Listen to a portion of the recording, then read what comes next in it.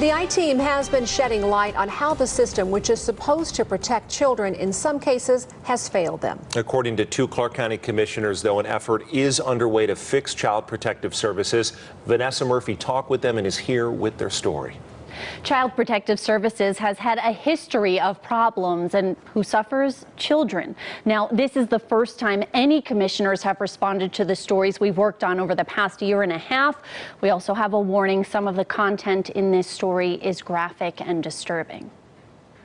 We ought to see the kinds of things you've shown us as serious tragedies, and there ought to be a continuing commitment to find cracks and fill them. We're always making changes. Would I tell you that any system is perfect? Absolutely not. The Clark County Commission oversees Child Protective Services. Jim Gibson and Marilyn Kirkpatrick are the only commissioners who agreed to sit down with the I-Team after we exposed system flaws. A lack of internal communication, employees not researching cases, and as a result, some children being left in abusive homes. I miss her terribly. Bernadine Morimoto says she tried to warn CPS about her granddaughter's father, but in 2016, 3-year-old Abigail was killed. According to the child's autopsy, she was beaten so badly her heart exploded, and she had broken ribs and a broken back days before she died.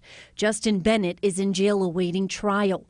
The family sued CPS. Gibson and Kirkpatrick were not on the commission at the time of Abigail's death, but they did approve a $100,000 settlement with the family. One child loss is one too many. Governor Steve Sisolak did serve on the commission at the time of Abigail's death. Politics Now co-anchor Steve Sebelius asked him about CPS at an 8 News Now debate during his run for governor. I mean, it should be an immediate, it should be given a higher priority. The Nevada Department of Health and Human Services also oversees CPS. The now governor Sisolak kept Richard Whitley as the director, a position he's had since 2015.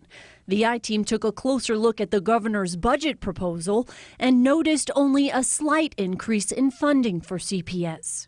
We see a lot of the same kids in different agencies. It would be great if the state would fund.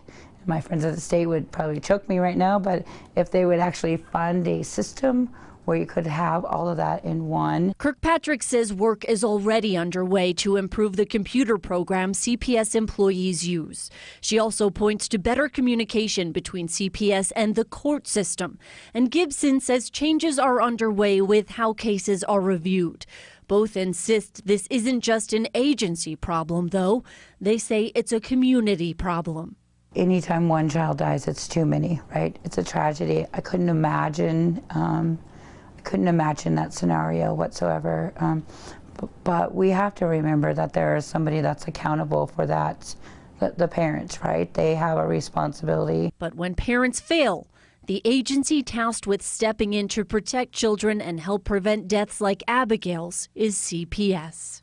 As tough as it is to sit, for instance, in this seat and have some unique responsibility for family services and all of the things that are a part of that, I think it's also important that the public is fully aware, because I think that an informed public is a public that can help step up.